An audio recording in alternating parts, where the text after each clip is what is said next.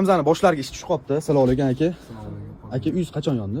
2-yanvar kuni soat tongda bomdod payti. Bomdod payti yondi. Svetdan chiqib ketdi, mana shundan boshlandi yonishi. Masala bo'lib qoldi.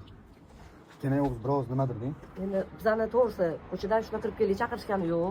Endi mablag' tarafdan yordam bera olmasak ham, imkoni borlar, vaqtida savob oladiganlar qo'ldan kelgancha. Unaqa katta summa so'ralmaydi sizlardan. 100 ming, 200 ming, 1 million tashlaylar deyilmaydi.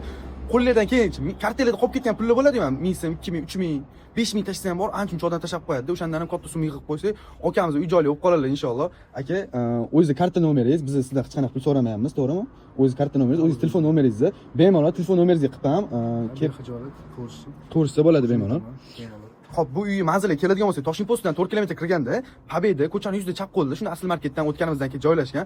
Bemalol karta raqamlarga qo'lingizdan kelgancha yordam bersanglar bo'ladi. Xudo xolisa, pastga ham telefon nomerlar yozib qo'yamiz. Bularga ham qilsanglar, xudo xolisa, bizlarni ko'p ko'radigan quruvchilar bo'ladi, har xil ustalar bo'ladi. Qo'lingizdan kelgancha nima kelsa ham, misol uchun chin ko'ngildan yordam bersanglar bo'ladi. Joningiz sog' bo'lsin, rahmat. Alloh rozi bo'lsin. Alloh rozi bo'lsin.